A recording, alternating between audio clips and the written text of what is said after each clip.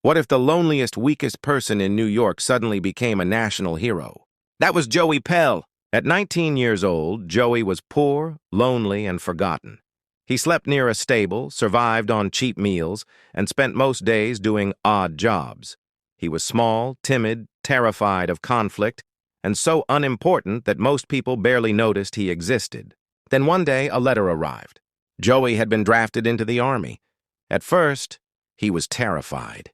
He thought he'd be sent straight into battle, but camp turned out to be the best life he'd ever known. For the first time, he had clean clothes, regular meals, a warm bed, and people who treated him like he belonged. Slowly, he changed. The army taught him discipline. It taught him confidence, and most importantly, it taught him who the enemy was. Every day, he practiced bayonet drills while sergeants shouted at him to hate. So Joey learned to hate. The more stories he heard about the enemy, the more he imagined them as monsters. Soon, becoming a good soldier became his entire identity. Then he got leave and returned to New York. And suddenly everything was different. A wealthy woman spotted him in uniform and invited him into her limousine. She told him how brave he was. She took him to a club where rich young women volunteered to entertain soldiers.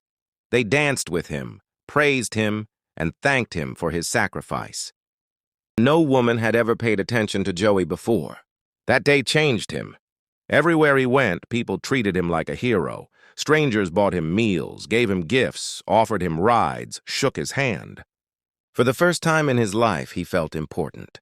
Then one night at a theater, a speaker pointed directly at Joey and told the audience, "Men like him are risking their lives for you." The crowd applauded. A man nearby refused to buy a war bond. He spoke with a foreign accent. To Joey, that was enough. Without hesitation, he punched the man in the face. The audience immediately joined in, attacking the stranger and throwing him out. And what happened to Joey? He was congratulated, praised, rewarded. As months passed, Joey became addicted to the attention. The shy stable boy disappeared. Now he dreamed of medals, glory, and crowds cheering his name. For the first time in his life, he mattered. And that was the tragedy. Because Joey never became a hero due to courage or wisdom. He became one because people told him who to hate, who to fear, and who to admire. The boy who once avoided every fight had become a symbol of war. And he loved it.